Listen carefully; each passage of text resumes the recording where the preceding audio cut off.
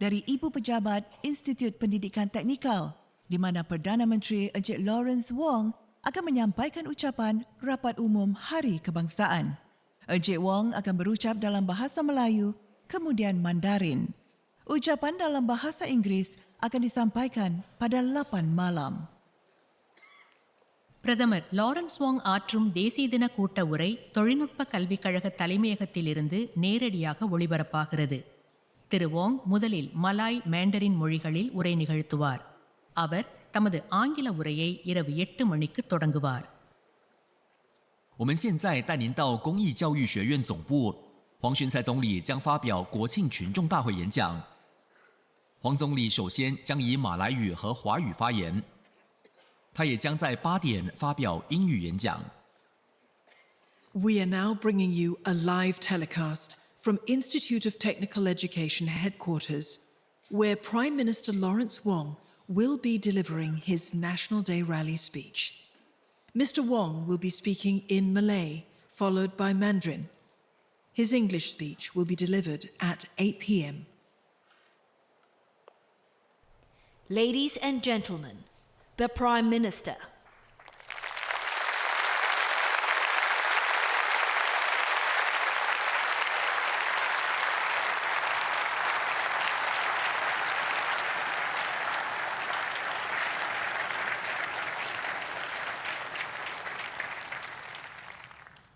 My fellow Singaporeans, good evening, Selamat Sejahtera, Malay Vanakkam, 大家傍晚好。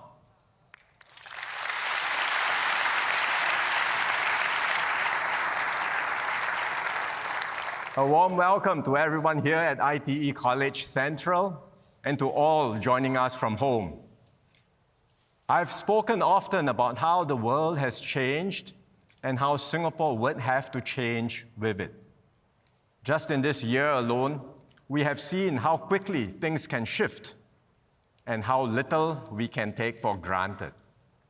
So tonight, I want to talk about what all this means for Singapore, how we will respond, make the most of new opportunities, and build a stronger Singapore together. Let me begin, as always, in the national language. Saudara-saudari sekalian, sepanjang setahun yang lalu, saya banyak mendampingi masyarakat Melayu Islam dan bersama Anda dalam pelbagai program dan kegiatan. Anda membuka pintu hati Anda menerima kehadiran saya dengan penuh mesra di majlis berbuka puasa, acara kebudayaan, serta sesi bersama masyarakat. Semasa sesi-sesi ini, Anda berkongsi harapan, kebimbangan, dan aspirasi Anda dengan jujur dan ikhlas. Ramai juga terus memberi saya semangat untuk belajar bahasa Melayu. Terima kasih.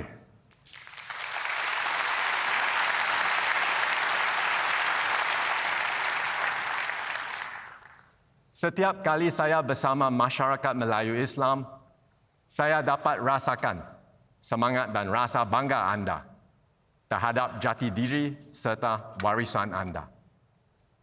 Saya melihatnya sendiri semasa pembukaan semula Taman Warisan Melayu. Buat pertama kalinya, perarakan budaya diadakan di sekitar Kampung Gelam. Para seniman, kumpulan masyarakat, peniaga dan relawan berganding bahu untuk meraihkan warisan masyarakat yang begitu kaya. Kampung Gelam ialah tempat yang istimewa untuk kita semua. Ia mengingatkan kita akan hubungan erat kita dengan rantau ini. Ia juga sebahagian daripada sejarah dan warisan yang kita kongsi bersama. Kita hargai pertalian ini. Sebab itulah bahasa Melayu ialah bahasa kebangsaan kita, bahasa lagu kebangsaan kita, dan juga bahasa arahan Angkatan Bersenjata Singapura. Bahasa Melayu adalah sebahagian daripada identiti Singapura. Memandangkan kedudukan kita di rantau ini, ada baiknya jika rakyat Singapura belajar bahasa Melayu dan lebih mendalami budaya Melayu. Pertalian ini bukan sahaja tentang warisan kita. Malah, ia membantu kita mengeratkan hubungan dengan jiran-jiran serantau dan membuka lebih banyak peluang untuk rakyat dan perniagaan Singapura. Izinkan saya beri satu contoh, iaitu Pondok Abang. Lihat gambar ini. Yang kita suka semua ada. Pondok Abang diasaskan oleh Encik Abdul Rahman bin Yad Ali. Beliau bermula dengan sebuah gerai penjajah. Masakannya mendapat sambutan hangat. Lebih banyak gerai dibuka. Pondok Abang juga ialah sebuah dapur pusat dan menjadi pembekal kepada peniaga makanan yang lain. Hari ini, Pondok Abang diurus oleh anaknya, Hasan. Ini dia. Mereka masih berniaga di gerai penjajah dan juga menjadi pengeluar makanan halal yang utama. Hasan sedar, pasaran untuk masakan tradisional Melayu semakin berkembang di rantau ini. Kini, Pondok Abang sudah pun bertapak di Brunei dan Malaysia dan bakal terbangkan sayap ke negara-negara jiran lain. Encik Rahman dan Hasan ada bersama kita di sini.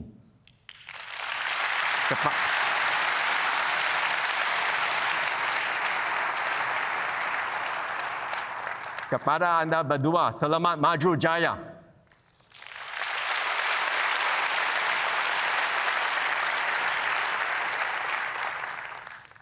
Pada masa yang sama, saya tahu ramai yang bimbang tentang kos sara hidup, tentang pekerjaan dan tentang masa hadapan anak-anak kita. Saya faham kebimbangan anda. Dunia hari ini kian tidak menentu. Perubahan pula semakin pantas. Namun, bak kata pepatah, berat sama dipikul, ringan sama dijinjing. Kita akan mengatasi cabaran ini bersama-sama.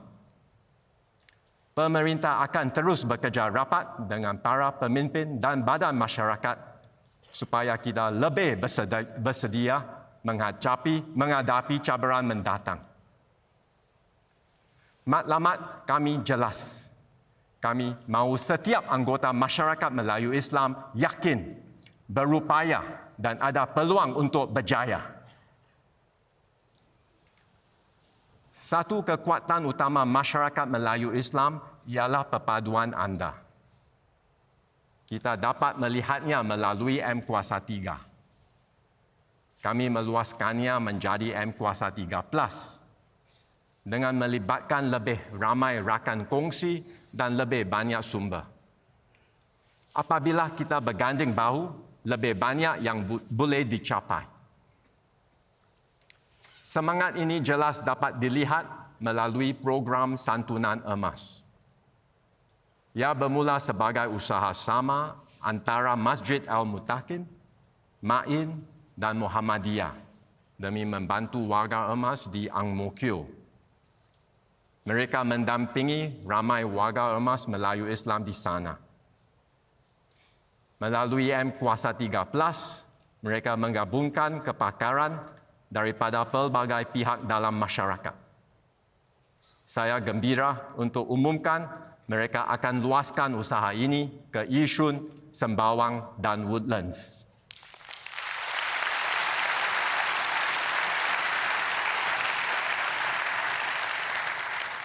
Dengan ini, lebih ramai warga emas dapat meniti usia senja mereka dengan mulia dan lebih bermakna. Kami juga sedang memperkukuh kerjasama untuk membuka lebih banyak peluang. Sebagai contoh, kerjasama antara Pergas dan Persatuan Syarikat-Syarikat Kecil dan Sederhana. Melalui inisiatif ini, perusahaan yang dimiliki golongan asatiza boleh memanfaatkan khidmat nasihat, alat digital dan rangkaian perniagaan. Dan hasilnya, perniagaan-perniagaan pula mendapat manfaat daripada kepakaran bahasa dan budaya masyarakat apabila mereka berkembang ke pasaran serantau. Semua usaha ini berjaya membawa perubahan yang ketara. Hari ini, lebih ramai rakyat Melayu Islam Singapura mencipta nama dalam pelbagai sektor. Mereka berkhidmat dengan cemerlang dalam perkhidmatan awam, Angkatan Bersenjata Singapura, Badan Kehakiman, karyawan, perniagaan dan pelbagai bidang lain. Mereka menyumbang kepada kemajuan Singapura sambil terus berpegang teguh pada masyarakat dan warisan mereka. Itulah yang mahu kita lihat, bukan setakat masyarakat Melayu Islam yang kukuh, malah rakyat Melayu Islam Singapura yang memainkan peranan lebih besar untuk Singapura. Saudara-saudari, kita kini mempunyai pemangku menteri bertanggungjawab bagi ehwal masyarakat Islam yang baharu, Zaki Mohamad.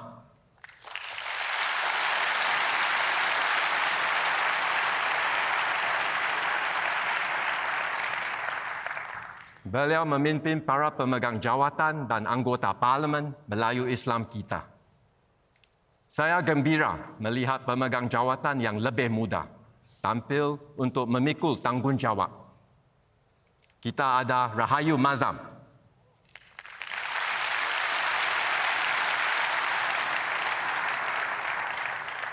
Selepas pilihan raya umum yang lalu, Zulkarnain Abdul Rahim dan Dr. Said Harun pula sertai kami.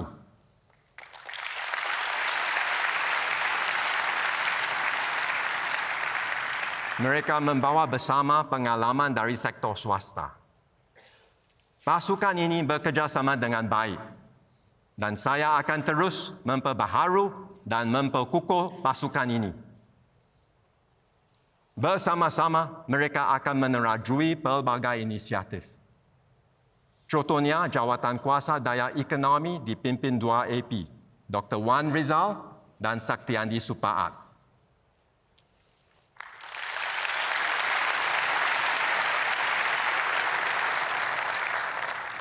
Mereka menerima banyak idea bernas daripada masyarakat.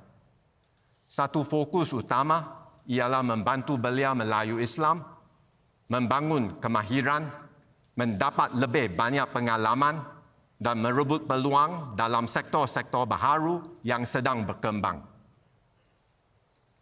Ini cuma satu daripada pelbagai usaha Zaki dan pasukannya. Mereka akan umumkan usaha-usaha lain kelak. Berilah mereka sokongan padu anda agar kita dapat sama-sama membantu setiap rakyat Melayu Islam Singapura mencapai potensi masing-masing. Kerana apabila masyarakat Melayu Islam berjaya, Singapura juga berjaya.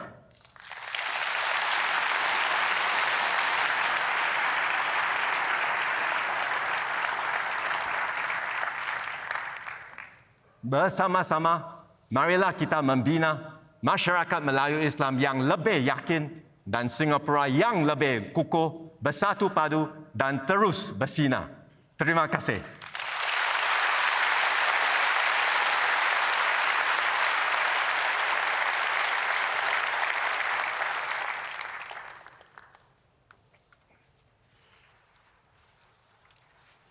各位同胞，大家晚上好。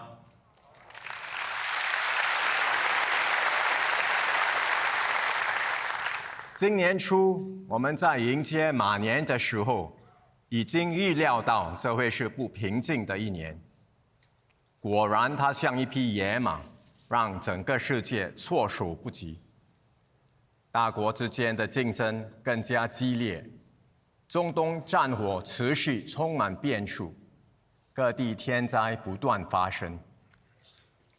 全球能源、粮食和供应链都受到冲击。这给我们的家庭和企业带来很大的压力。我们控制不了外在环境的改变，但是可以尽量减少它的影响。为此，政府在4月份推出一个配套，及时为家庭和企业提供帮助。不过，由于中东的情况还很紧张，物价和成本继续面对上涨的压力。为了进一步减轻中小企业和本地家庭的负担，政府上个月推出新一轮的配套。接下来，如果情况变得更糟，我们也已经准备好继续帮助大家克服困难。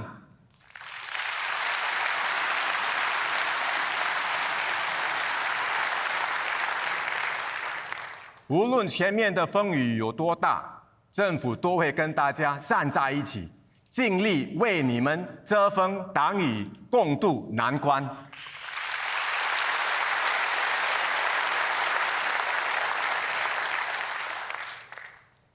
除了眼前的挑战，国人也很关心未来，比如我们的下一代的成长环境、人工智能的发展，以及新加坡的前景。我会在接下来的英语演讲中深入谈一谈这些课题。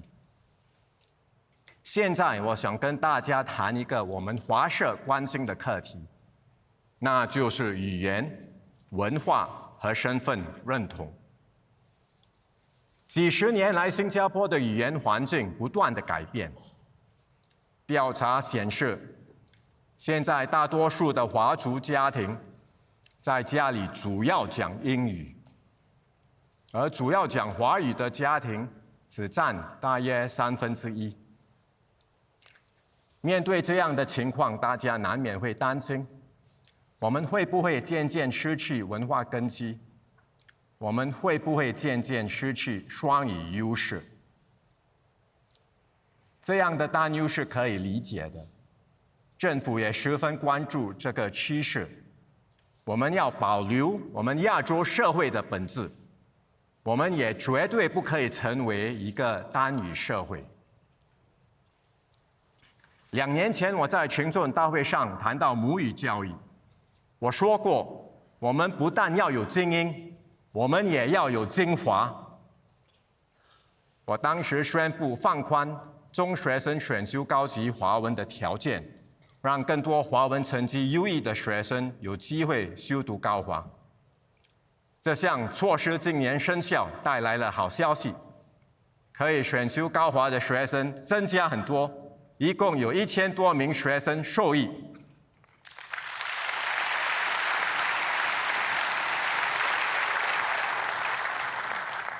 整体来说，今年修读华文的中医学生当中有1/4选修高华。此外，开办高华班的学校也更多了。我最近读了《联合早报》的一篇报道，他们特别注意到，连一些传统英校这几年也在家长的要求下开办高华班。可见我们的社会，家长和学生都明白学习华语的重要，这是令人鼓舞的。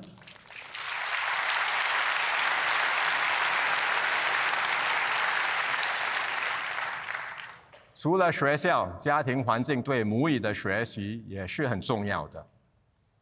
以我来说，我从小接触华语的机会并不多，不过每天晚上，我们一家人都会一起看第8波道的电视剧，从《新兵小传》、《小飞鱼》到《雾锁南洋》，我一部都没错过。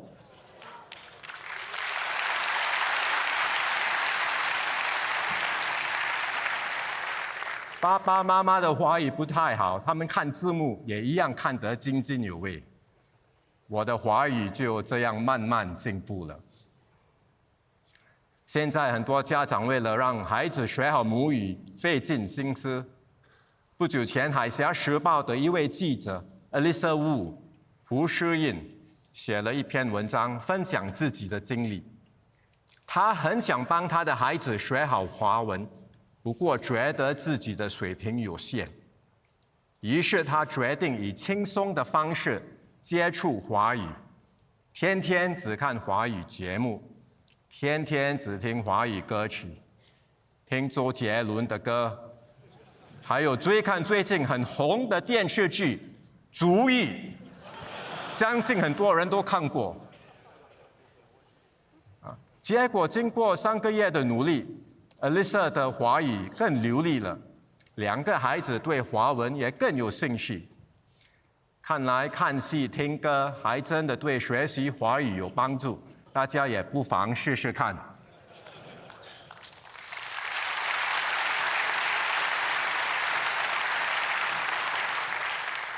不过，光靠家庭的努力还不够，华语要学得好，还需要一个有利的社会环境。在生活中学以致用，母语才能成为一门活的语言。其实现在的年轻人有更多接触华语的机会。在新加坡，华文媒体、文化团体和艺术工作者都在积极推出精彩的华语内容。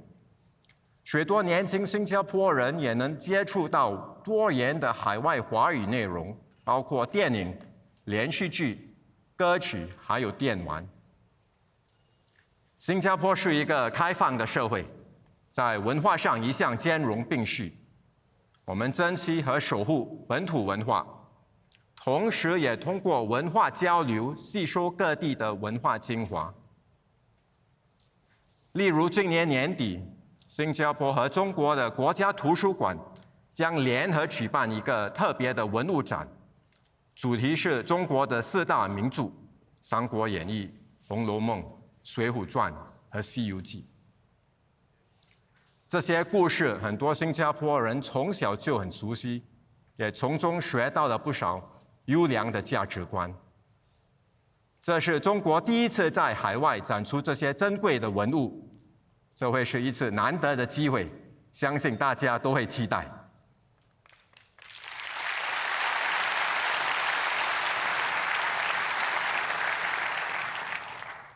最近给阿嬷的情书这部电影在新加坡引起热烈讨论。我想这是因为它让我们想起自己的先辈，让我们看见他们一路走来的艰辛，也让我们想起他们留下来的价值观。我看了这部电影，看的是潮州话的版本。电影里的潮州话，听说很多新加坡潮州人也不完全听得懂，也需要看字幕。我也只听懂一点点，但是有一句话我听懂了，那就是阿嬷说的：做人要有情有义，做人要有情有义。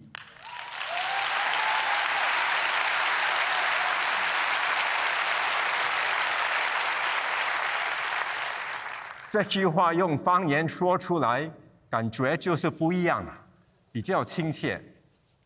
很多人认为方言是我们珍贵的文化遗产，值得我们珍惜和传承。我也同意。然而，推广华语运动的成果得来不易，我们也应该珍惜和维护。40-50年前，新加坡华人之间各说各的方言。即使是同一种方言，来自不同地区，口音也会有差别。就像电影里阿嬷说的潮州话，跟一般新加坡潮州人说的也不太一样。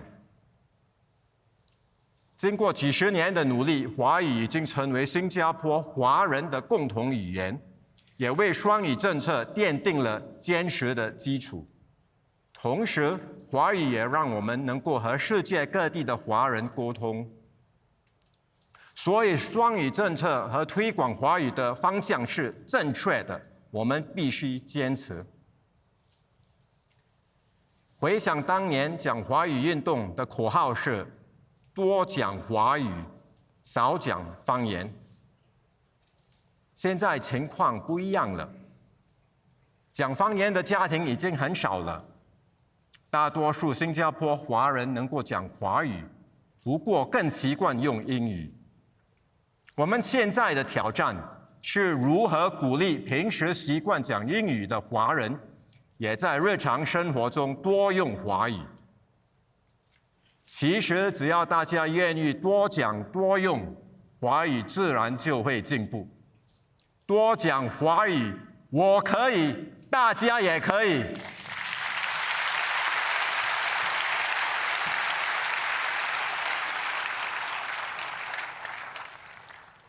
所以，今天我们在推广华语的同时，也可以为方言的使用腾出更大的空间。在公共广播方面，我们会继续以华语为主，但在付费电视和电影方面，我们可以进一步放宽。就拿电影来说，目前以方言为主要语言的电影，在戏院上映的次数受到限制。接下来我们会放宽这个规定，只要同时提供一个华语配音版本，电影的方言版本在戏院上映的次数将不再受到限制。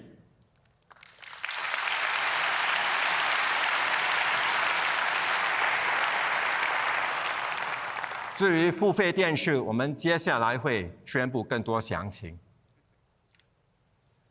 其实，我们的中乡会馆这些年来也在开办方言班和举办各种方言文化活动，政府会继续支持他们。我希望通过这些努力，大家能有更多机会接触方言，了解自己的文化根源，发展出属于新加坡的华族文化。事实上，我们的语言、饮食、节庆、艺术和生活方式都带着鲜明的新加坡特色。例如，新加坡华乐团就是在传统华乐的基础上融入了南洋文化元素，创造了风格鲜明的新加坡华乐。以美食来说，我们就有很多独特的国民美食。上次我提起海南咖喱饭，今晚我要说的是海南鸡饭。我最近到海南岛访问时，特地去试了当地的鸡饭。他们的文昌鸡饭味道很好，不过跟新加坡的很不一样。我们的海南鸡饭少不了辣椒，少不了南洋香料，它的独特风味对我来说就是家的味道。今晚我们特别准备了新加坡的海南鸡饭，等一下请大家尽情享用。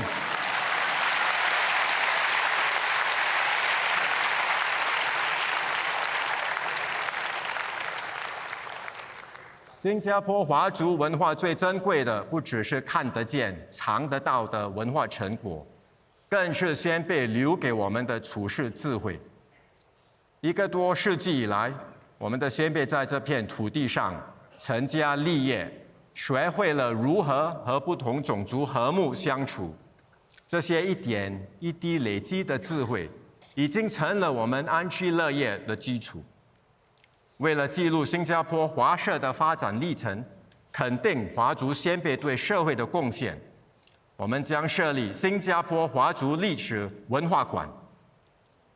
文化馆所要展现的是华族先辈如何在新加坡落地生根、开枝散叶。它也将介绍中乡会馆、商会和文教组织对社会的贡献，特别是为建设一个多元种族社会所付出的努力。文化馆是由新加坡华族文化中心发起并负责管理，同时也得到政府和华社领袖的支持。它将设在新加坡大会堂，和邻近的华族文化中心相辅相成。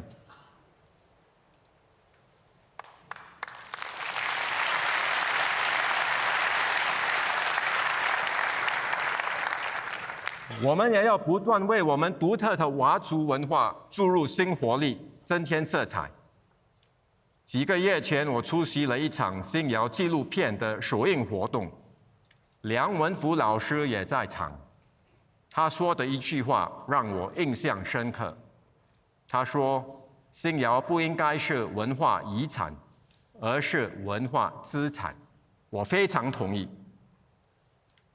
新谣那一代创作人通过歌曲写下他们的梦想和追求，如今我们期待年轻一代也写下属于他们自己的故事。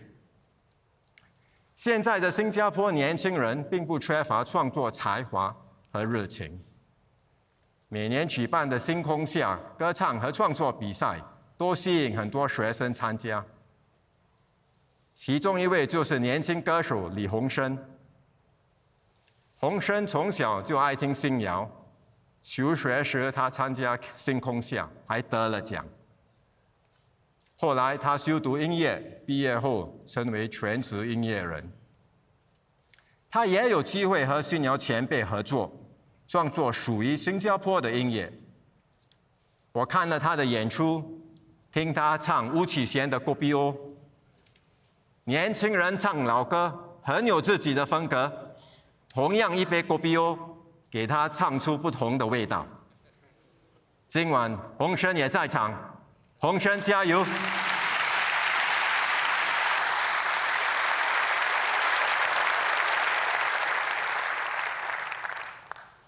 年轻一代有自己的风格，有自己的理想，令人感到欣慰，也让我们对未来更有信心。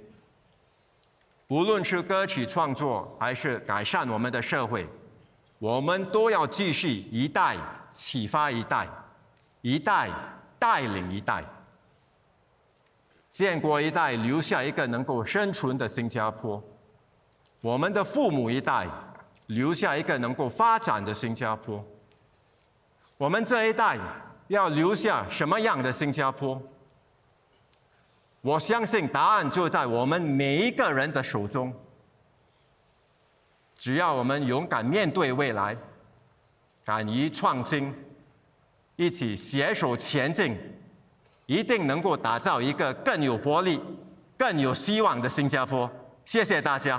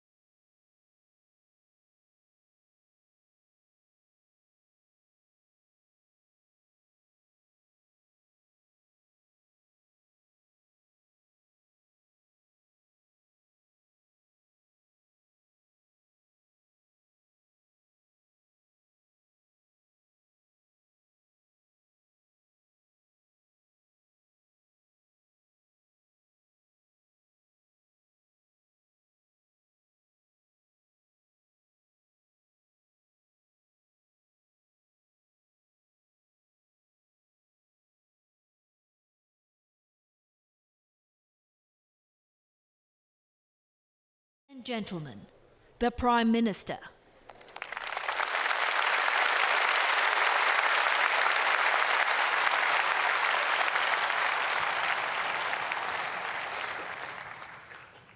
My fellow Singaporeans, let me start tonight with the world around us, because it has changed and it continues to change fast. Across the globe, the rules and norms that underpin stability and prosperity for decades are being overturned. One key reason is that the balance of power in the world is shifting. The US remains the world's leading power, but China has risen rapidly and is now a peer competitor with deep capabilities in many areas. Neither can overpower the other, and yet neither can walk away from the other. So they are learning how to live with a new reality, competing fiercely while trying to avoid confrontation and outright conflict. But the world is not shaped by America and China alone.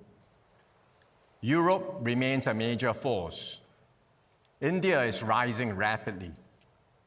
Many middle powers are asserting their interests more actively.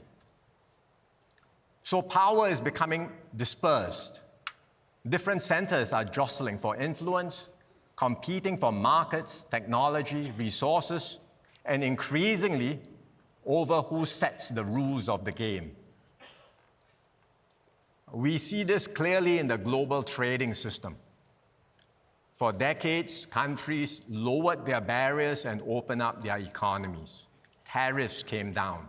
Supply chains stretched across borders.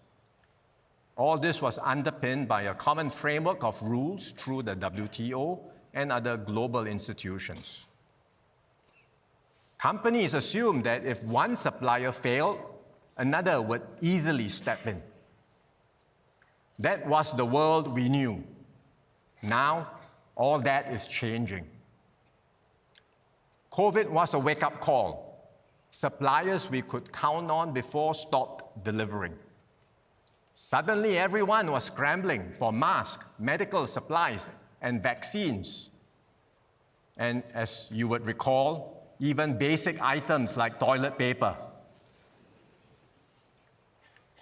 Russia's invasion of Ukraine exposed another vulnerability: the danger of depending too heavily on a single supplier. Europe felt this most acutely when Russia cut off gas supplies. Now we are dealing with a major crisis in the Middle East. Shipping through the Strait of Hormuz has been disrupted. This has exposed vulnerabilities in energy, food, and other critical supplies. Countries have learned from these crises. Security now weighs much more heavily in their economic decisions. Governments are increasingly using trade, technology, and investment to advance their strategic and security objectives. Look at what has happened with tariffs. Last year, the US imposed its Liberation Day tariffs. Their courts later ruled these to be unlawful. But the US administration found another way to reimpose tariffs, this time over the alleged use of forced labor. Now, we all agree there should be no place for forced labor. This is a global problem. The better way to tackle it is through international cooperation and common standards, not tariffs. But the US now expects countries to have domestic measures to stop imported goods made with forced labor. More recently, the US has also raised concerns about Chinese goods being routed through other countries, especially in Southeast Asia, to circumvent its tariff. Here too, the principle is clear.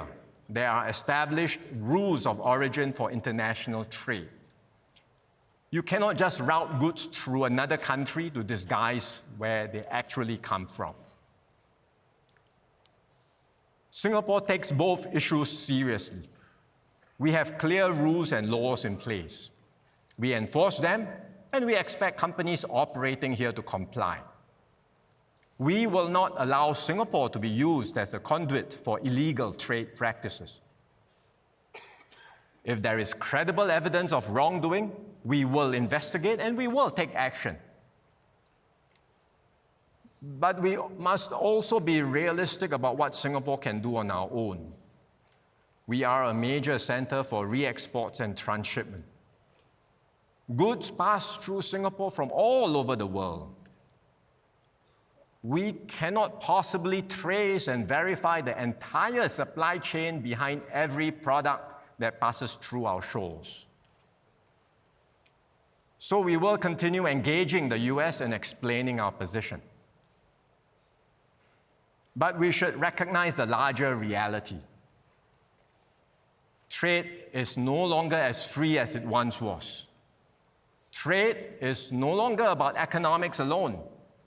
It is increasingly shaped by security considerations. And we should expect more of such changes to come.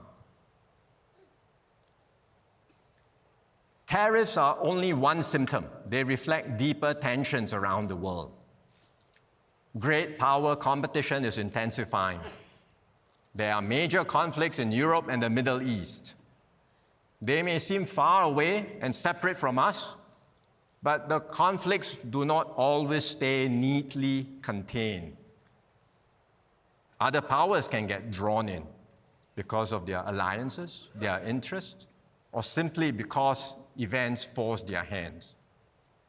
New technologies add to the risk. Cheap drones can now inflict serious damage, even against much more powerful forces. So put all this together, and the risk of miscalculation and escalation are much higher. A regional conflict can quickly become something bigger. One side takes an action, the other side responds. Each thinks it is active defensively, but step by step, the conflict can widen far beyond what anyone originally intended. No one wants another world war. But history reminds us, major wars rarely begin because they were planned. They happen because events spiral out of control. We all hope never to see a global conflict in our lifetimes, but we cannot ignore the growing risk. We are also seeing more pressure below the threshold of open war. Economic coercion, foreign interference, disinformation campaigns, and cyber attacks on critical infrastructure. People call these gray zone tactics. You may not see troops crossing borders, but the damage can be just as real. So this is our world today, more contested, more unstable, and more dangerous than before. And these are not temporary disruptions. This is the new normal that Singapore will have to endure and survive for many years to come. Our response cannot be to retreat and turn inward. We have succeeded by connecting to and creating value for the world. We play a vital role in global supply chains. We are a major hub for business and finance. We bring together markets, capital, talent, and ideas. All of these strengths depend on one thing: trust. Countries trust us. Businesses trust us. Investors trust us. They know Singapore is a place where the rule of law prevails, institutions are strong, and contracts and commitments are honored. When Singapore gives our word, we keep it. And in a world where trust is becoming harder to find, this remains one of our greatest strengths. So we will build on this trust and deepen our links with the world. As countries pull apart, we will build more connections, not fewer. We will reach out to more partners, make ourselves even more relevant, and create more opportunities for Singaporeans. Next year, Singapore will take on the chairmanship of ASEAN. We will do everything we can to strengthen ASEAN centrality and unity, deepen regional integration, and make ASEAN a more effective single market. We will also strengthen partnerships beyond our region, bring diverse partners together, build common ground, and keep channels for dialogue and cooperation open. Even as we work with others, we cannot assume that they will come to our rescue when troubles come. Ultimately, we must be able to stand on our own and take care of our own. So when the Middle East crisis broke out, we moved quickly. We brought stranded Singaporeans back home. We acted to secure essential supplies, and we've rolled out 2 support packages for workers, households, and businesses. Our immediate priority has been to steady the ship and help Singaporeans through this period of turbulence. But we must go beyond that and prepare for the deeper changes to come. So tonight, I want to share how we will do this. We will harness the power of new technology, but do so on our own terms. We will give families greater support and confidence for the future. We will stay open and connected while keeping our society cohesive and united. And we will keep planning and building for the long term. These are not separate agendas. They are all part of one larger mission: to keep Singapore trusted, relevant, and resilient, ready for whatever lies ahead.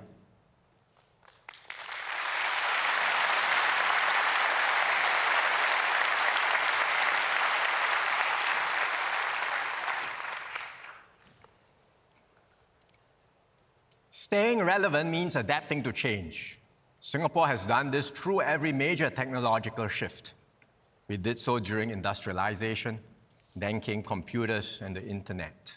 Each time we mastered new technologies, attracted leading companies here, built up our own capabilities, and equipped Singaporeans with new skills. And that's how we've created better jobs and new opportunities for our people. Today, we are in the midst of another technological revolution. Last year, I spoke about the rapid advances in artificial intelligence. In just 1 year, the technology has moved even faster than many expected. We started with AI that could answer questions. Now we have AI agents that can carry out tasks on our behalf. And the technology can make a big difference, especially for small businesses. AI can give them capabilities that were once available only to much larger firms. Take entrepreneur Giselle Woon. She started Magic Painters as a face painting service for children. Over time, she grew it into an events company for families. It's still a small operation, run mainly by Giselle together with her husband. But now, they can use AI agents to take care of the routine work, from marketing to operations. And that gives them more time to focus on growing the business and, importantly, to spend with their daughter.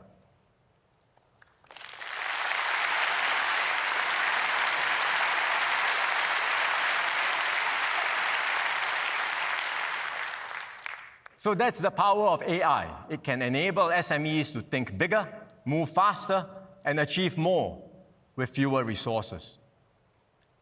Technology can also improve our lives in direct ways. Take healthcare. Many of us know we should exercise more, but we don't always know where to start or how to keep it up. So through Healthier SG, we are using AI to create personalized exercise plans for Singaporeans. Stephen Chan is one of those benefiting. He is nearing 50 and feels that age is starting to catch up with him. So he worked with his GP to set his health goals. The AI tool suggested specific exercises and built him a customized routine. Now Stephen is getting fitter, and soon he will be able to keep up with his son. Keep it up, Stephen.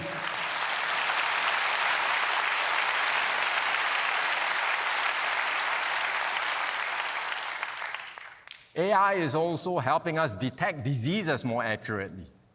One application is breast cancer screening. Reading a mammogram is not always straightforward. Dense tissue and tumors can look similar. They both show up as white, as you can see on the screen. So it's difficult to spot a tumor. But missing something like this can have life-changing consequences. And this is where AI can help. It can act as another pair of highly trained eyes for our radiologists. This reduces their workload and can help them detect cancers faster and more accurately. We are also making good progress in genomics. Our genome is like a biological blueprint. It contains information that shapes many of our characteristics, including our risk of developing certain diseases. 20 years ago, it would cost tens of millions to sequence a person's genome. Today, it can be done for just a few $100s. This can transform how we prevent and treat disease. Genetic testing can help doctors identify patients with a higher inherited risk of certain diseases, including cancers and high cholesterol. And if we know these risks earlier, we can act earlier. And in some cases, we may even prevent serious disease altogether. Ong Yi Kang tells me MOH has already started several pilot projects, and we plan to do more in the years ahead.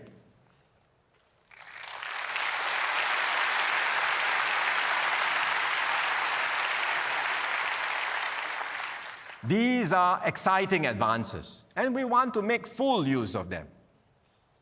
But technological change can also affect jobs and livelihoods. We've seen this before. More than 10 years ago, ride-hailing apps came to Singapore.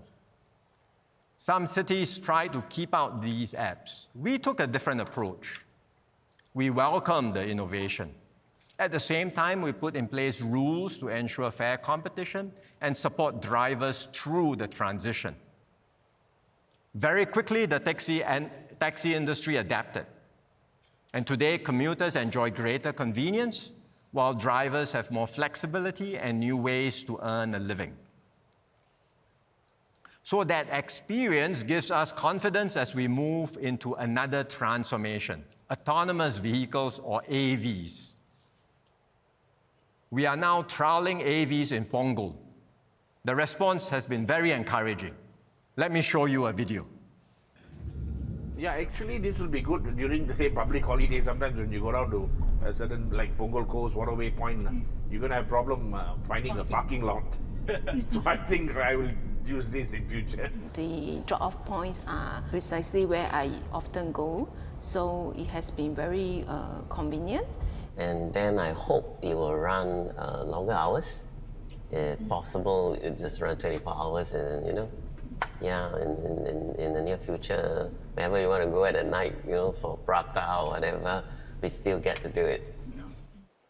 As you can see, residents want more routes, more pickup points, and even 24-hour service to eat prata.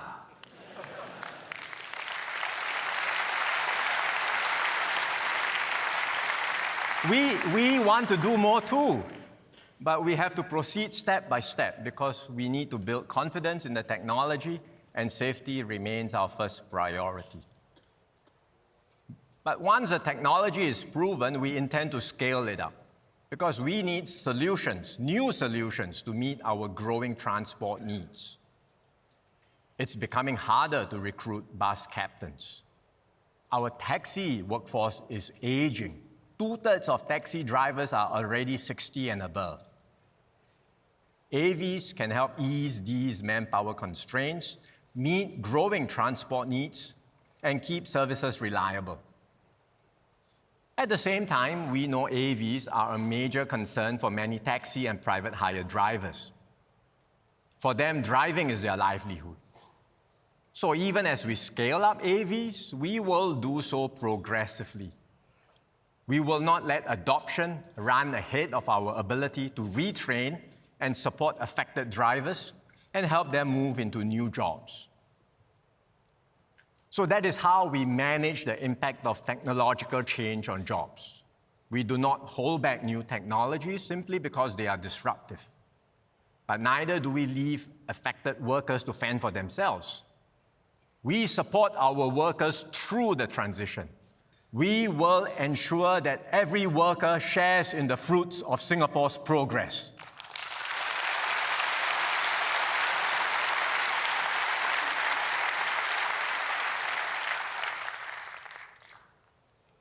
Jobs are not the only concern. As technology becomes more powerful, we also have to guard against risks that are harder to predict. We are already seeing signs of this with AI. Recently, OpenAI tested and trained one of its agents. It was given certain tasks to complete. But it went beyond the test environment, escaped into the wider internet, and broke into the systems of another company. No one told the AI agent to attack the company. But in trying to complete its task, the agent did things which its developers did not want it to do. Developments like this are unsettling. AI agents are becoming more capable very quickly. They will be able to do more on our behalf with less human supervision. That brings enormous possibilities, but when things go wrong, the consequences can be very serious. Ideally, countries should work together to set common rules and safeguards. Unfortunately, this is getting harder because the major powers want to move faster and gain an advantage over their competitors. But we must keep trying to find common ground. And Singapore will do our part. We will bring countries and companies together and build coalitions around practical safeguards. We will also take action at home. We will not embrace new technologies blindly. We will anticipate the risk and put appropriate safeguards in place. And we will always ensure that people remain in control.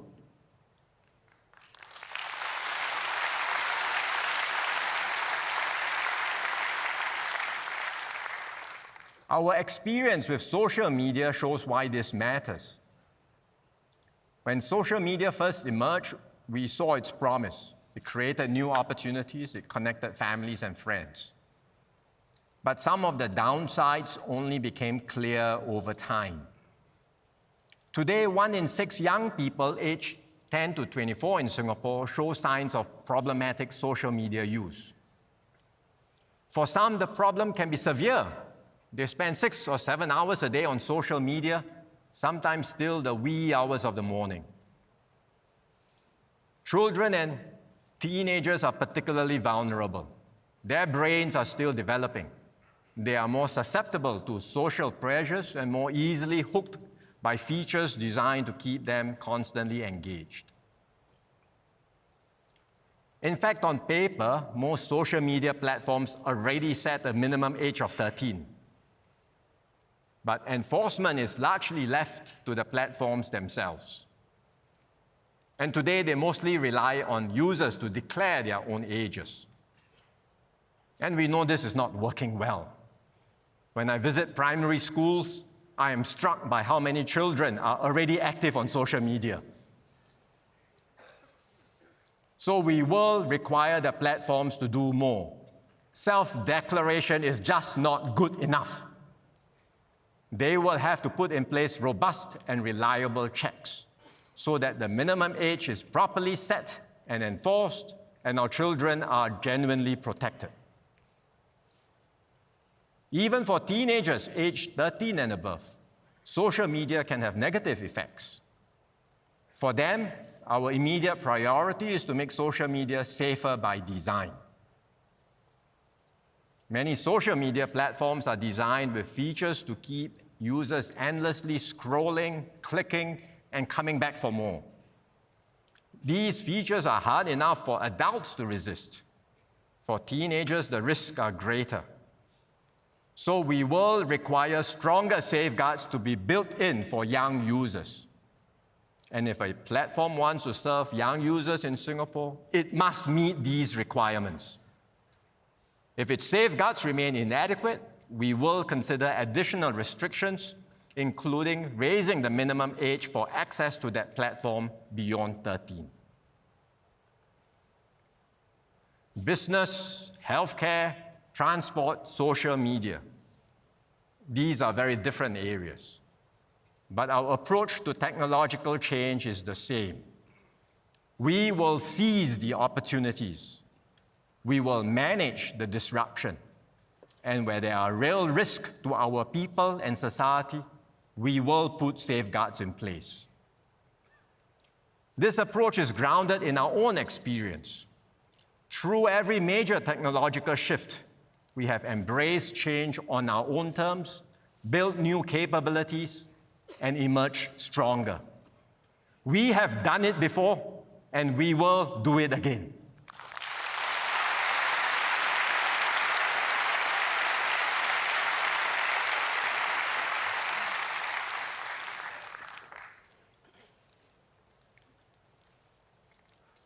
When we think about what matters most to Singaporeans, family is at the heart of it.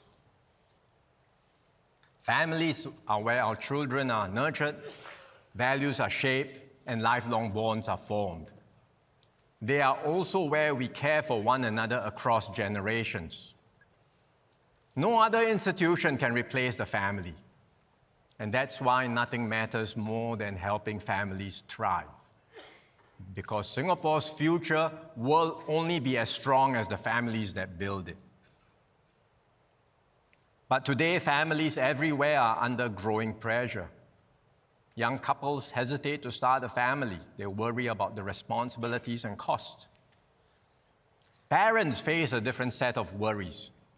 Every day is a balancing act between work and family, between earning a living and caring for loved ones. Beyond these practical challenges, many also worry about the future their children will inherit and whether they are doing enough to help them succeed. These concerns are real. I've heard them from many parents. My colleagues have heard them too. That's why Indrani has been leading an interagency work group to review how we can support families better.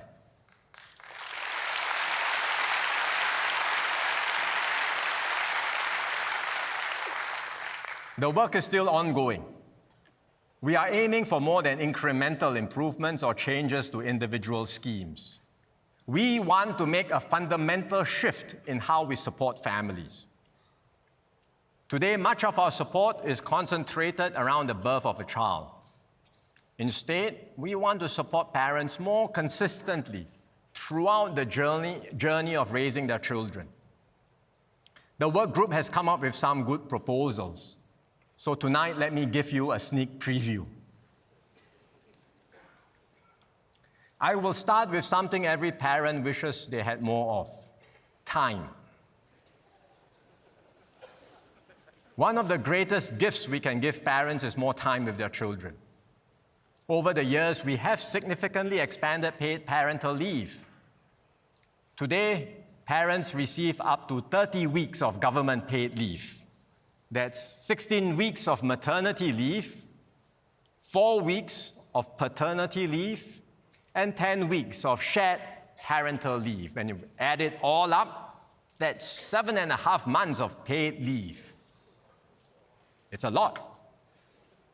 Can we go further? I won't rule it out.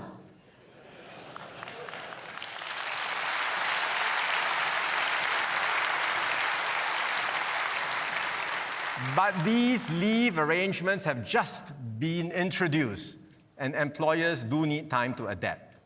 So we will let these changes settle in first. But there is one area where we can do more now, and that's childcare leave. Today, childcare leave is not tied to the number of children you have. It's the same whether you have one child or more. Every working parent now receives 6 days if their youngest child is 6 years or below, 2 days if their youngest child is 7 to 12 years old. That's for every working parent. Many parents tell us this is not enough, because having more children means greater caregiving responsibilities. And older children still need their parents. The needs are different, but they do not go away. So parents often end up using their own annual leave. So we will increase childcare leave.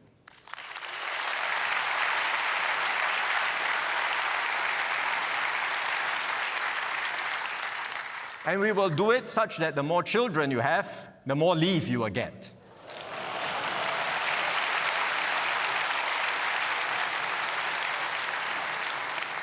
Here is what the new arrangement looks like. Every working parent will get 8 days with one child aged 12 and below, 10 days with 2 children aged 12 and below, and 12 days with 3 children, 3 or more children.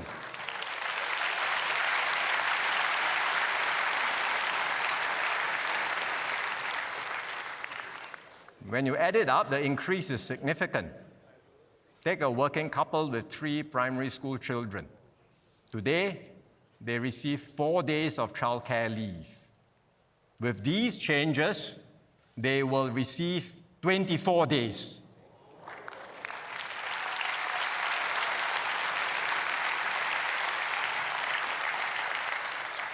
So this will give parents more time and much greater flexibility to care for their children.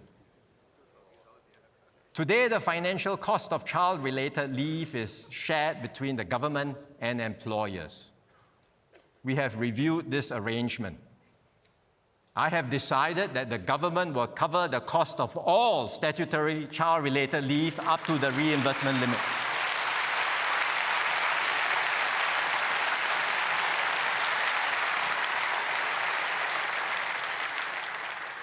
This will reduce, of course, the financial burden on employers. And with the government paying for the leave, let us be very clear. Employers should be more supportive of employees who are parents.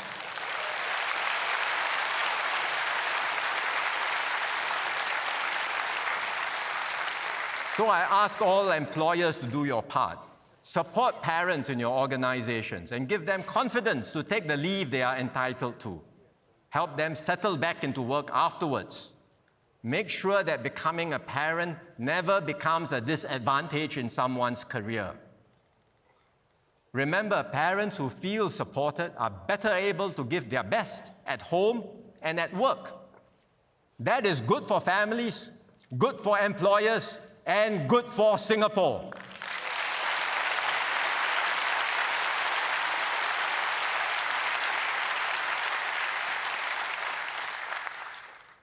The second area is financial support. Today, we have several different schemes and ways to support parents, like the baby bonus cash gift, the child development account, and the large family scheme. Most of the support comes when the child is born, and the support varies depending on the birth order of the child. So the schemes have become quite complex, and many parents find it hard to understand. So we will make several changes. We will make things simpler. Every child will receive the same level of support. And we will provide more support, not just at birth, but throughout the years as children grow up. And here is how it will work. Every newborn will receive a baby gift of $10,000.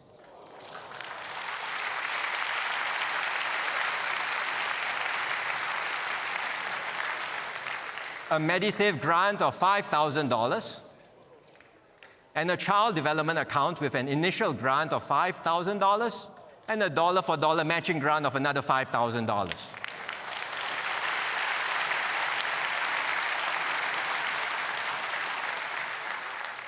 This is what you get at birth, but the support will not stop there. Every child will continue to get annual child credits of $2,000 every year from age 1 all the way to age 16.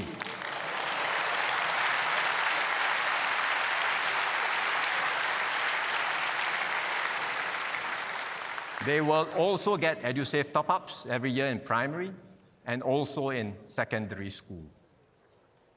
And at 17, they will get a further top-up of $10,000 into their post-secondary education account.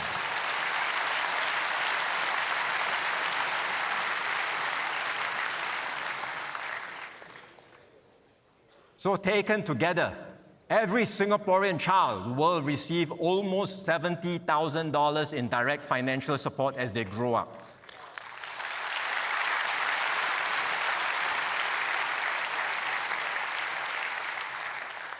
And because every child receives the same support, families with more children will naturally receive more support overall.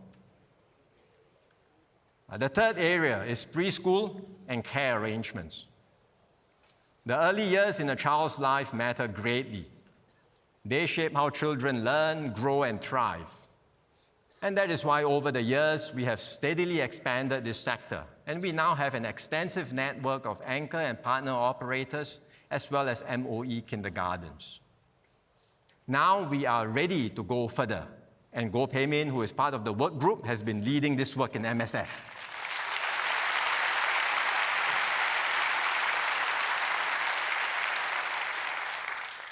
Today, government-supported centers have enough places for about 80% of preschoolers. We already provide significant subsidies, especially for working mothers and lower-income families. That has made preschool more affordable for them. But above a certain income level, childcare costs can still be substantial. Families can pay nearly $600 a month for full-day childcare and more than $1,000 a month for infant care. So we will change our approach. We will bring our support for government-supported preschools closer to how we support primary education. Today, Singaporeans enjoy affordable primary education, regardless of household income and regardless of whether both parents are working. Likewise, we want every Singaporean child to have access to quality preschool at fees that families can comfortably afford. So we aim to reduce full-day childcare fees to $150 a month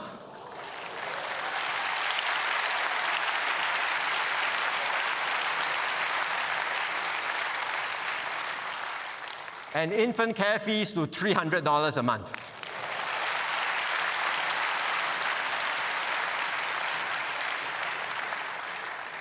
So these lower fees will apply to every Singaporean child, regardless of household income. But lower income families will continue to get additional subsidies and pay even less.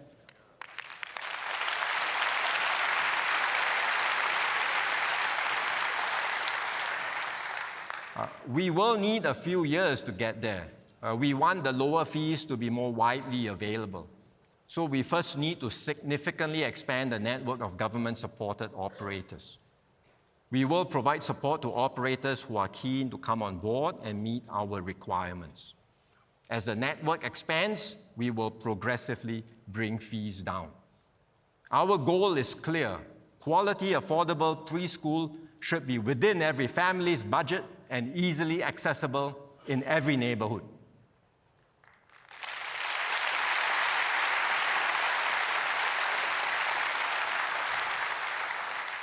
With these changes, the government will absorb a much larger share of childcare and preschool costs. But I believe this is one of the best investments we can make, because every child in Singapore, regardless of their family circumstances, deserves a good start in life.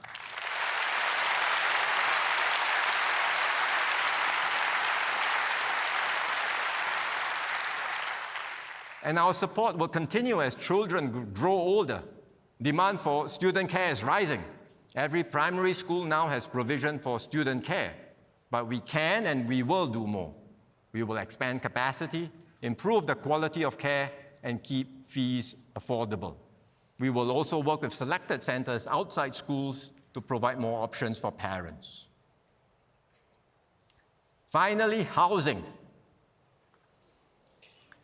Over the years, we have steadily increased housing supply. Today, we see encouraging results. Success rates for booking BTO flats are higher, waiting times are shorter, and the resale market has stabilized. These improvements give us confidence to do more. These days, Singaporeans are marrying later. By the time they settle down, many are further along in their careers and earning more. So more young couples are crossing the current income ceilings. We want to ensure that the vast majority of Singaporean couples can continue to have access to subsidized public housing. So we will raise the income ceiling.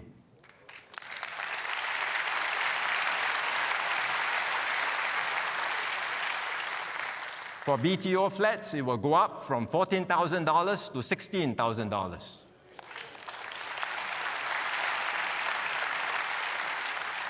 For executive condos, from $16,000 to $18,000.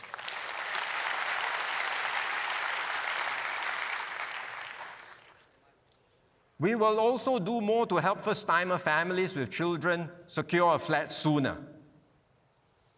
Today, we already give priority to couples who are engaged as well as married couples. But once you have children, I believe you should receive even greater priority. So we will give first-timer families applying for a new flat one additional ballot chance for every child they have or are expecting.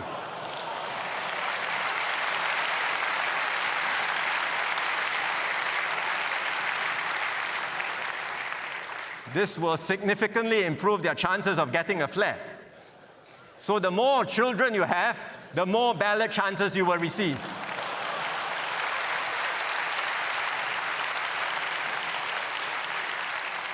Because we want to help these growing families secure a home sooner. I also want to address the concerns of larger families. Under our new approach, larger families will automatically receive more financial support. But some needs grow more sharply as families get bigger. So we will do more in these specific areas. First, an additional Medisave top-up to help with your healthcare expenses. Second, more help with your transport needs because getting around becomes more costly with a bigger family. Third, larger families often want bigger homes, which cost more. So I've asked Chee Hong Tat to consider additional housing support for larger families.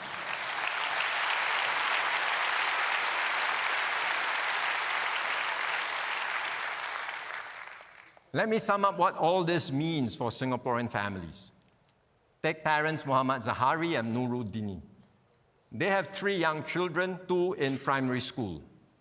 In the past, when much of our support was focused on the birth of a child, they would not have benefited. But under our new approach, we will continue to support them as their children grow. So over the next decade, they will receive nearly $7,000 a year in financial support through primary school and well into secondary school.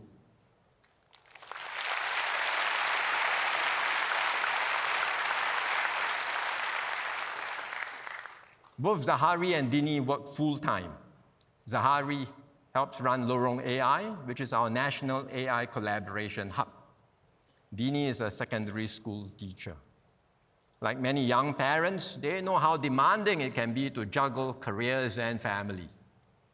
But for Zahari, parenthood also brings joy and a sense of purpose. He says it has changed him, motivating him to do more, to grow, and to become a better person. So we asked him, what advice would he give young couples thinking about having children? His answer was simple: just go for it.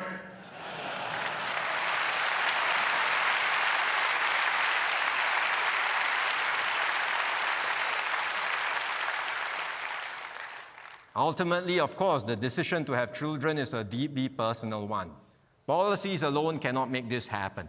But what we can do is make it easier for Singaporeans who want children to start and raise a family. And we want every family to know, if you choose to have children, the government will stand with you.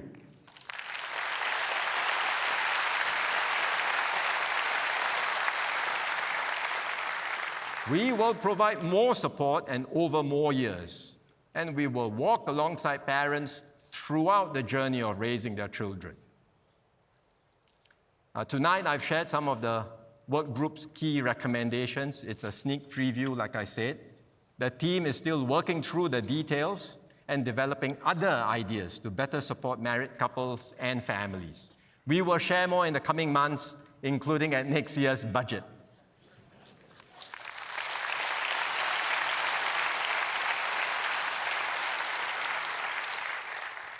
Our work does not stop with families raising young children. Last year, I spoke about Age Well SG and our plans to help seniors age well in their own homes and communities. As Singaporeans live longer, staying healthy is most important. At the same time, we want our seniors to enjoy their retirement with peace of mind. So we are looking at several ways to help. For those who want to keep working, we will help them stay active and continue contributing. We will give seniors with healthy balances more flexibility in using MediSave to meet their healthcare needs. And we will make it easier for seniors to unlock the values of their homes for retirement while continuing to live in them. Several ministries are working on this package of measures, and they will share more when ready. We also want persons with disabilities to have every opportunity to lead fulfilling lives and realize their potential. So we will make the transition from school to work smoother. We will expand employment opportunities, and we will strengthen access to care and community support. And to our singles, we have not forgotten you. Many of you are caring for aging parents or supporting your families in different ways. I know housing remains an important concern. Tonight, I focused on families with children. But we are looking at how we can better support singles too, and we intend to take further steps within this term of government.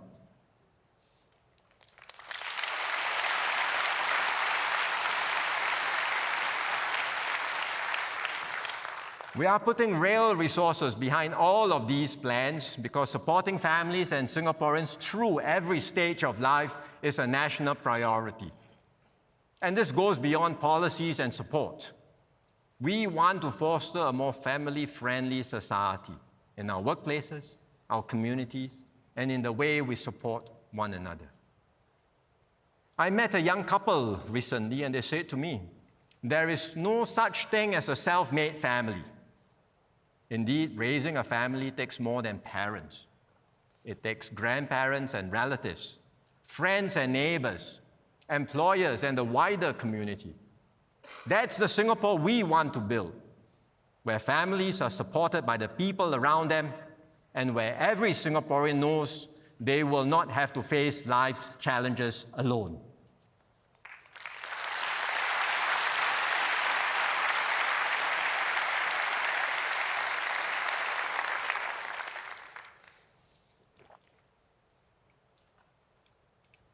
Despite all that we do to support families, we have to be realistic. Our total fertility rate is still likely to fall far short of replacement. We are not alone in this. It's a challenge confronting virtually every society today.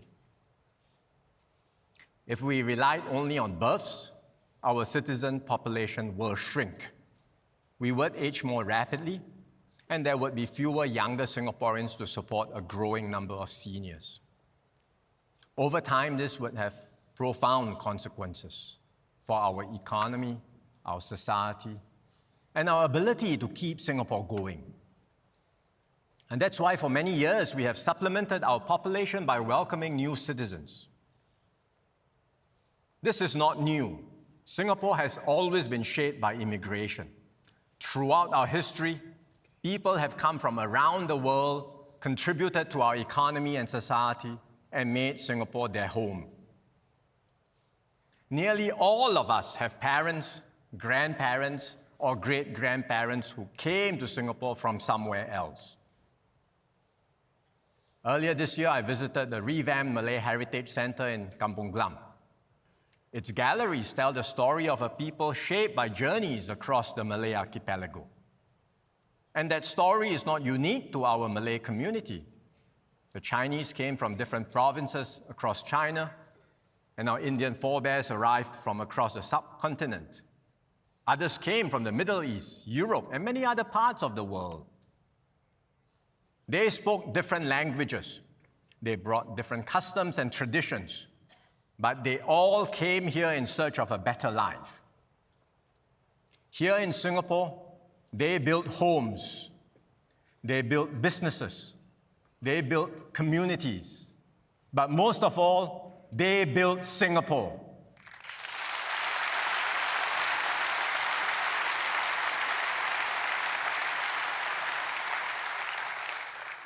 Today, newcomers continue to be part of our Singapore story. Some are our family members. As more Singaporeans study and work overseas, more are forming relationships across borders. 1 in every 3 marriages now is between a Singaporean and a non-citizen. So more families are blending cultures, traditions, and experiences in new ways. Others come here to work. They bring skills, experience, and expertise that we need. They work alongside Singaporeans and help our companies and industries grow. And over time, some decide to stay and put down roots here. Take George Wall and Chika Imakita. George was born in England and Chika in Japan. They met in Singapore in 2011, fell in love, got married here, and decided to make Singapore their home.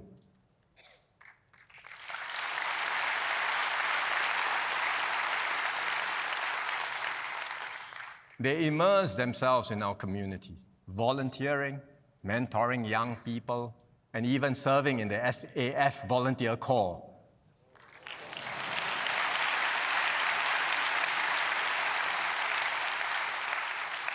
Last year, they became Singapore citizens. Congratulations, George and Chika.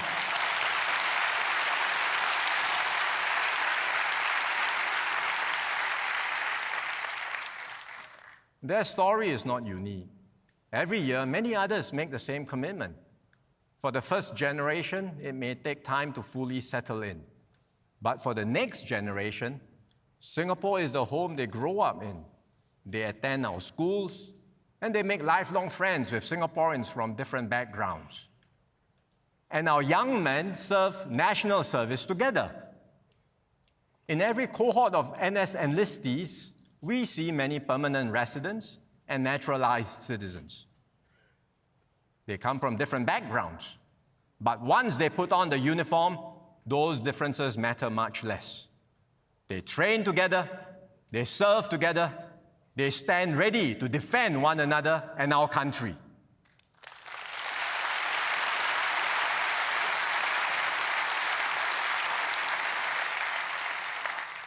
One of them is Yashwant Naga Sai, or Sai, as his friends call him. He became a citizen just before he enlisted. He excelled in training and even volunteered to extend his NS to help his unit prepare for a major combat evaluation. Earlier this year, he was named NSF of the Year.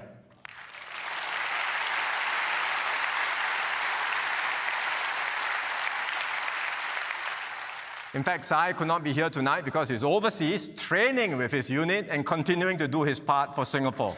Thank you, Sai, for your service.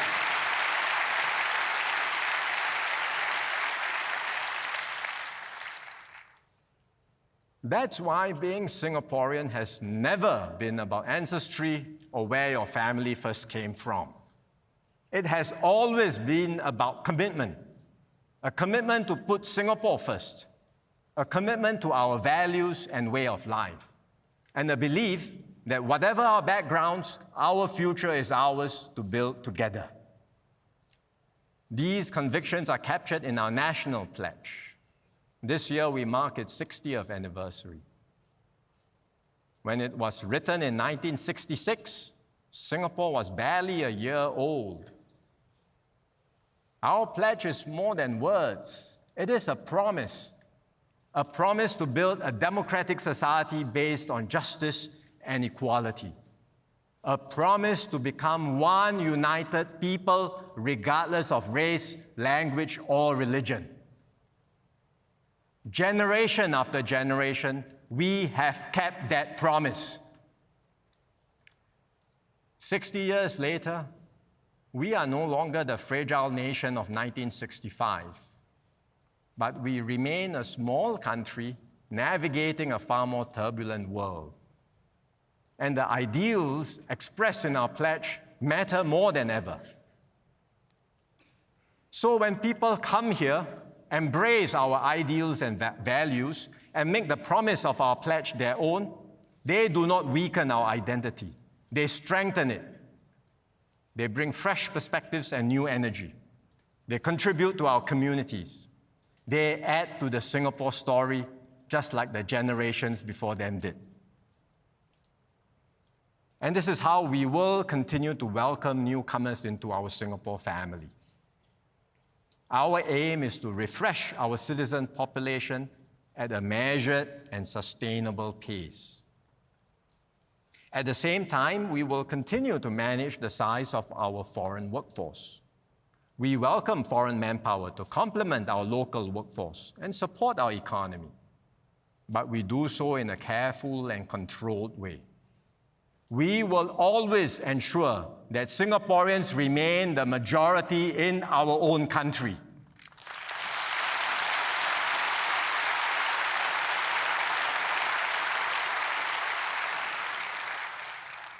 All this means that in the coming years, our overall population will grow more slowly, and our labor force will grow more slowly too. We often hear from businesses asking the government to ease foreign worker policies, especially in the services sector. They say these are jobs Singaporeans don't want to do, so why not allow more foreign workers?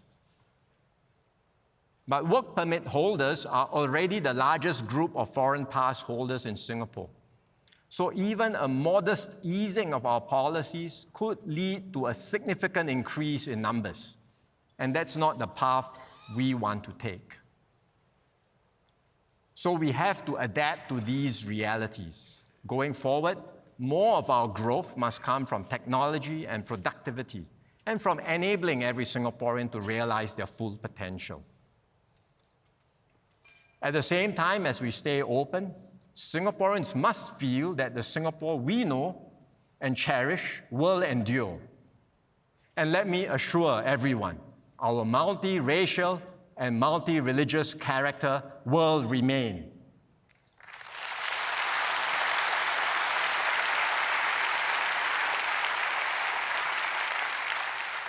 Every community will continue to have its place in Singapore, its language, culture, and traditions.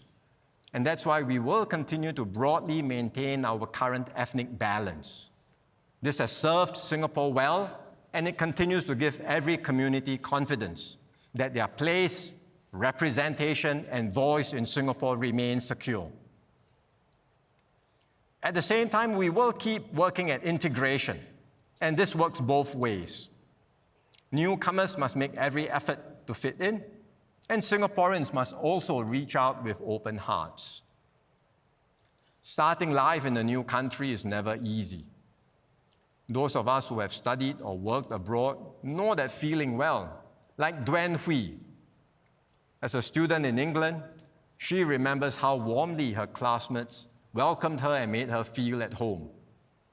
So when she returned to Singapore, she decided to pay that kindness forward. And she makes the effort to introduce her foreign colleagues to our food, traditions, and festivals. She even led a mixed team of local and international colleagues to take part in the Chingay Parade. Well done, and thank you, Duen.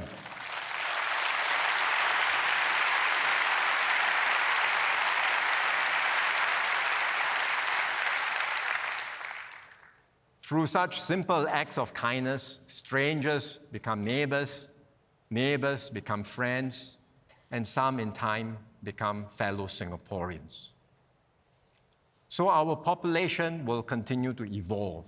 Newcomers will become part of our society, and new generations will grow up together. But what makes us Singaporean will endure: our shared identity and values, our commitment to one another, and our pledge which binds us together as one united people.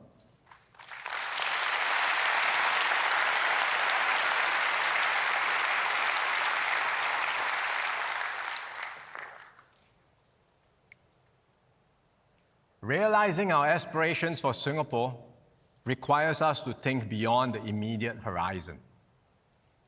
This is especially important when it comes to land. On this tiny island, every piece of land matters. We need space for homes and jobs, transport and infrastructure. At the same time, we cherish our green spaces, our biodiversity, and places with heritage and history. Sometimes difficult choices and trade-offs have to be made. Where development is necessary, we study the impact carefully, make adjustments, and minimize the disruption. Today, nearly half of Singapore is covered in greenery, and we are not stopping here. We are expanding our green spaces. We are strengthening our native biodiversity. And as temperatures rise around the world, our greenery helps keep our city cooler and more livable. Our pioneers set out to build a garden city. Now we are taking that vision further to become a city in nature.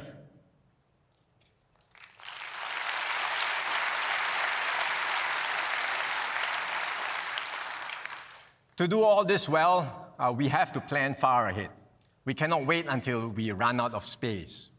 We must create new options for future generations, so they too will have room to grow while preserving what is precious about Singapore. That has always been the Singapore way. We plan not just for the next 5 or 10 years. We plan 50, 70, even 100 years ahead.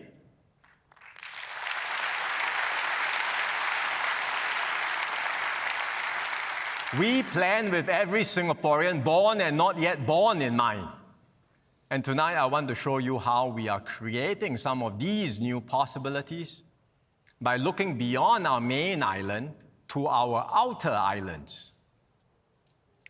Take what we did with these islands in the West. Soon after independence, we started developing these islands.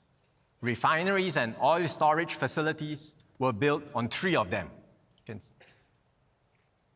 And we became a major oil refining center. But our pioneers didn't stop there. They asked, what should come next?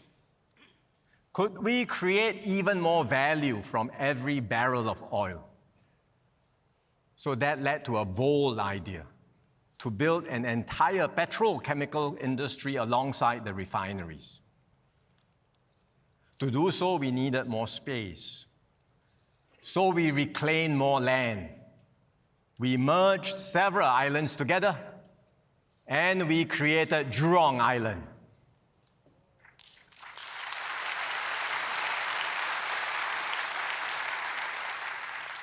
Today, Jurong Island is a global energy and chemicals hub.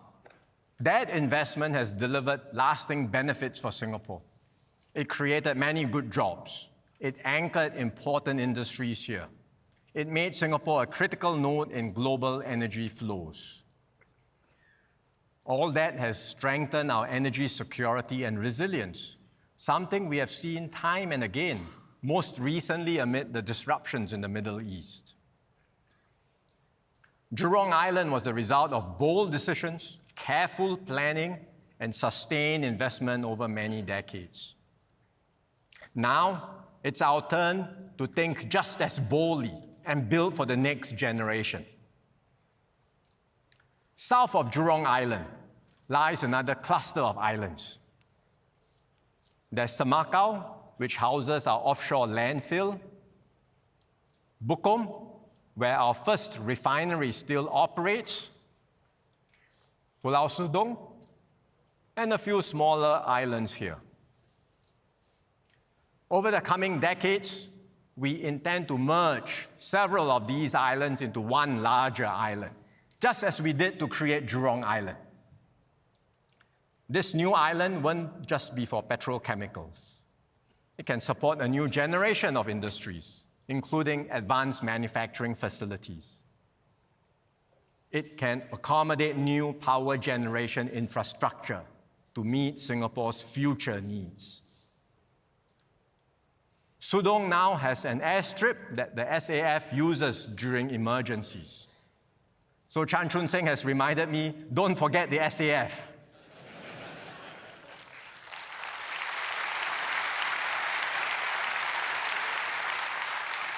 Indeed, we will make sure there is space for that too. These are long-term plans. We are studying them carefully. Jurong Island shaped our economy for the last 50 years. This new Western island can help shape Singapore for the next 50 years and beyond.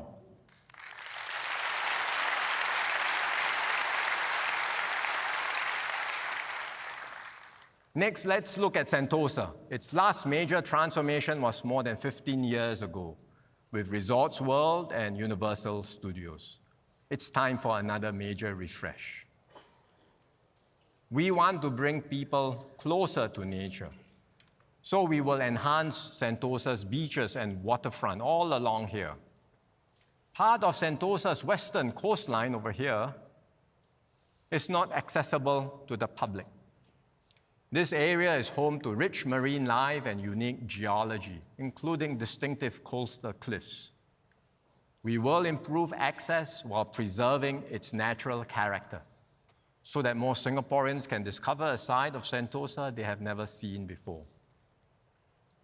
Next to Sentosa, there is Pulau Brani. And we have an opportunity to transform it once port operations move out. We can create entirely new attractions and experiences in Brani.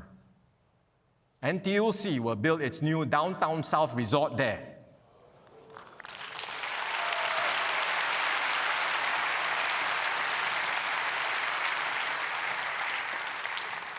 We will reclaim some land to better connect Brani and Sentosa.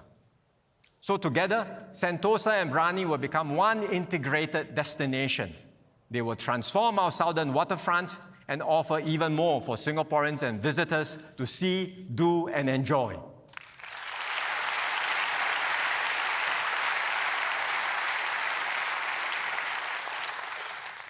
Next, Long Island, this entire stretch here. This part of Singapore is especially meaningful to me because my parents bought their HDB flat in Marine Parade in the early 70s. They would often tell me that much of the land around us used to be sea. In fact, my grandfather made a living in those very waters as a fisherman of Kampong Amber. At that time, some people worried that homes built on reclaimed land would sink. Today, these homes are highly sought after because it's hard to find HDB flats so close to the sea. One day, Long Island will become another new waterfront for future generations. They will live there, raise their families there, and perhaps tell their own children that this too was once part of the sea.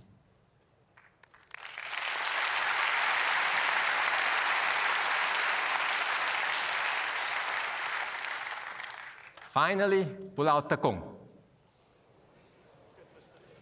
Tekong is our largest outlying island. It used to be two islands, Tekong Kecil and Tekong Besar, with reclaimed land around Tekong Besar, and the polder around Tekong Kecil is completed. So the two are now connected. And there is more to come, because we have further reclamation plans for the southern part of Tekong. All that means more training space for the SAF.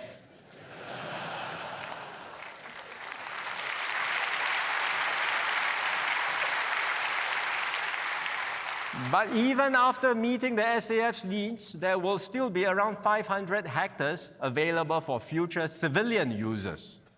That's about the size of Toa Payoh town. We have not decided what to use this land for, and we don't have to decide now. What matters is that we have the space, and that gives us valuable options for the future. As we develop these islands, we must also bring them closer to the rest of Singapore. Long Island will be a seamless extension of our existing coastline. Sentosa is already well connected. Today, visitors can get there by cable car, the Gateway Bridge, and the monorail. But as we add new attractions, we will need more capacity and more ways to get around. So we will develop a new people mover system connecting the mainland, Sentosa, and Brani. We are also exploring a water taxi service. All this will make it easier to get to and move around Sentosa and Brani. On the western side, there is already a causeway linking mainland with Jurong Island. It is heavily utilized. So we will build a second road link. And we will build a new link connecting Jurong Island with the new Western Island.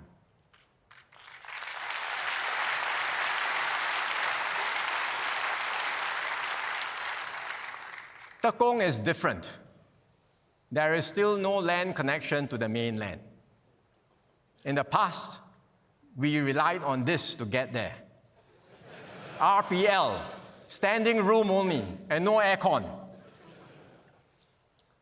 Today, recruits travel by fast craft and in much greater comfort, but getting to Tekong still means taking a boat.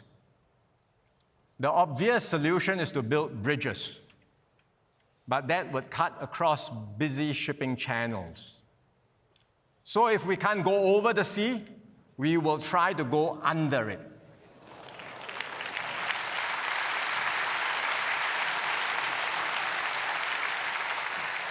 We are studying the feasibility of building undersea tunnels. We have experience building underground road tunnels, but we have never built undersea tunnels of this scale. It will be a major engineering undertaking. But if we can do it, it will bring our outer islands much closer to the rest of Singapore. And one day, our recruits may have an even easier journey to Tekong.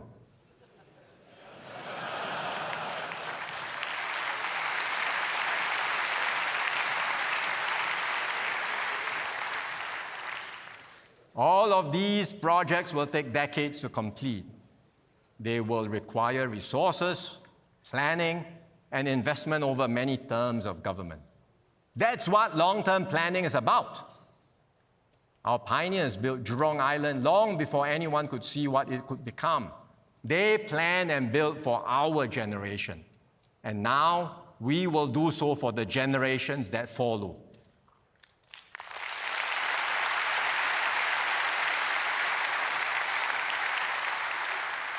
That is how every generation has strengthened Singapore. And that is how our children and grandchildren will inherit a Singapore with more space, more opportunities, and even greater possibilities than what we have today.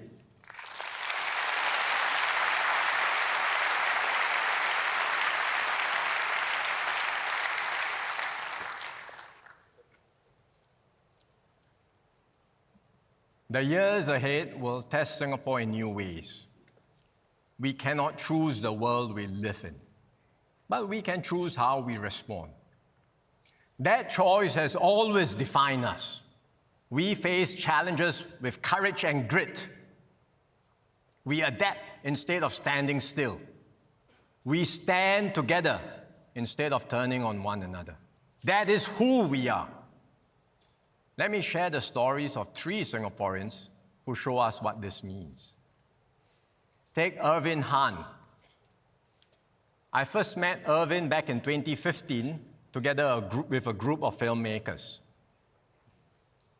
They had produced a series of short films to celebrate Singapore's 50th birthday. Irvin made a short animated film called The Violin. That short film planted the seed for something bigger.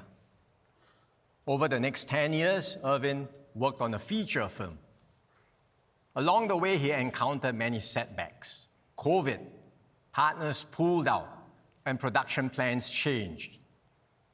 But he adapted, pressed on, and eventually produced a full-length animated feature called The Violinist. It tells the story of a young girl living through the Japanese occupation in Singapore. This is a Singapore story co-directed by Irvin Han, with original music by composer Ricky Ho and voiced by Singaporean actors. But they did not do it alone. They worked with artists and animators from around the world. Together, they created something distinctly Singaporean with universal appeal. This year, the film competed at the Annecy International Animation Film Festival.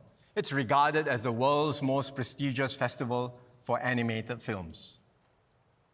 It became the first Singapore-produced film ever to win the festival's top prize.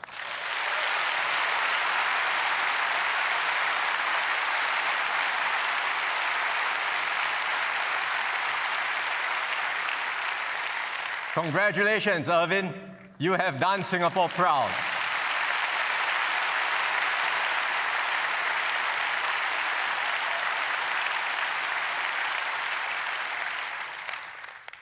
You see that same determination in Sheikh Nifael Nazimuddin. He left school when he was 17. His father told him, if you don't want to study, then you have to work. So Sheikh found a job cleaning grease traps. It was hard and dirty work. But he decided whatever the job, he would do it well. So he learned the trade and steadily took on more responsibilities. Years later, Sheikh decided he was ready to strike out on his own. A businessman saw something in him and backed him to start his own company. Sheikh seized the opportunity, and today, he runs a multi-million-dollar waste management business. It is one of Singapore's fastest-growing companies.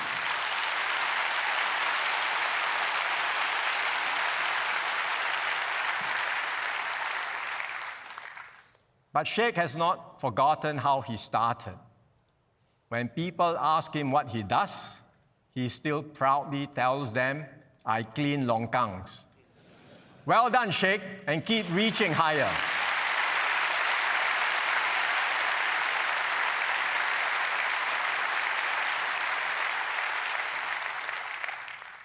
And there is Sheila Koo. Sheila was diagnosed with Asperger's syndrome when she was young.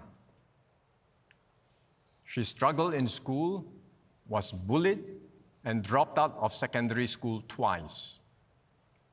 She later tried Polytechnic, but dropped out too. But she never gave up on herself. Her interest in Japanese opened new doors. It led her into translation work, where she discovered what she was capable of and gradually rebuilt her confidence. 3 years ago, she decided to give education another chance. This time, with the support of her lecturers and friends, she flourished. And this year, she graduated valedictorian of her school at Republic Polytechnic.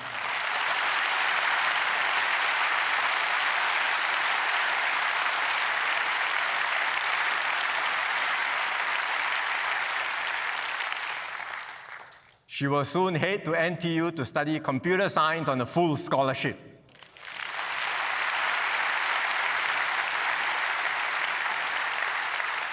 Sheila, thank you for inspiring us all.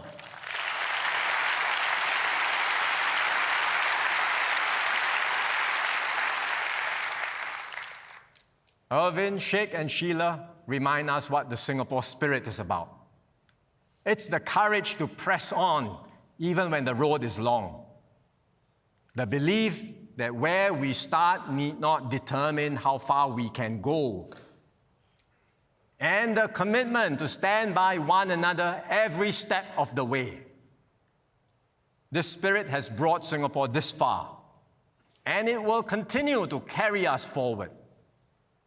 It will help build a Singapore that brings out the best in each of us, where hard work opens new opportunities, where everyone has the chance to fulfill their potential, where we stand together and help one another succeed.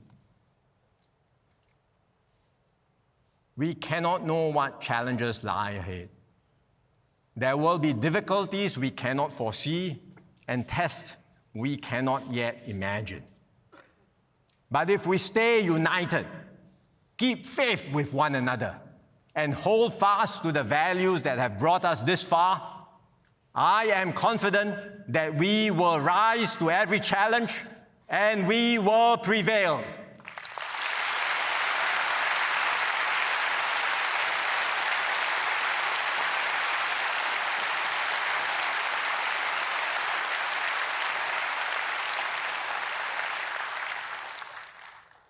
So let us go forward together and build a brighter future and a stronger Singapore. Majulah Singapura!